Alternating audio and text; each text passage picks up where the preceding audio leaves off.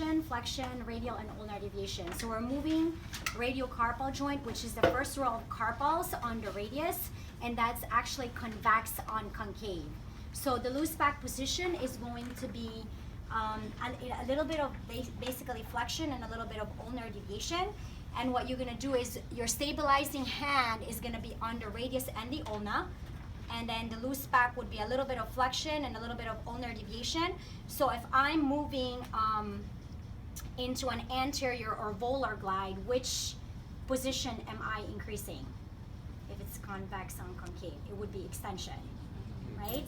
So then if I'm actually, same position, if you want to improve flexion, you put in a slight wrist flexion and ulnar deviation, and you're just gonna pull up to improve on wrist flexion. So it's the same position, and your stabilizing hand is actually the same. Got it? Okay. And then for radial and ulnar deviation, you're gonna put it in this position. It's easier for the ulnar deviation. So you stabilize the same thing, the radius and the ulna, and you're gonna, the way you know you're on the first row of carpals is you find basically the scaphoid bone, and then you align your thumb in it.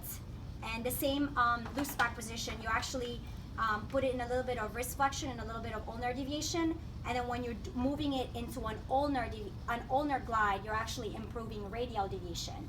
And for the radial glide to improve ulnar deviation, you're just gonna try and pull it up. Got it? Yeah. Okay, and then for the MCP joint of the thumb is basically you stabilize it in this position for the first metacarpal.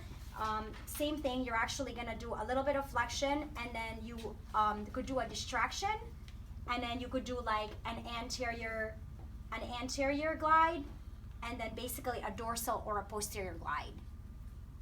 Okay? All right. You guys will revisit this in in the fall when we do adulthood one with you guys.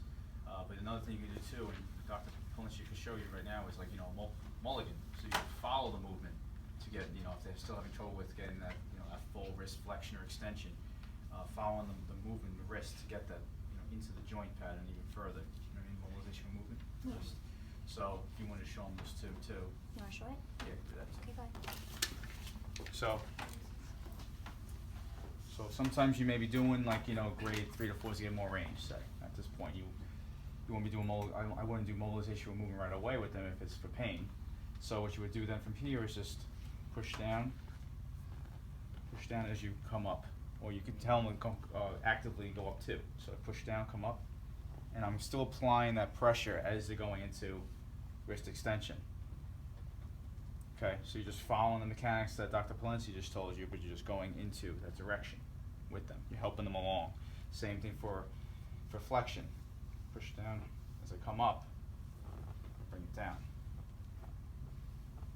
Following that pattern. Okay? Same thing for radial and ulnar deviation. Okay?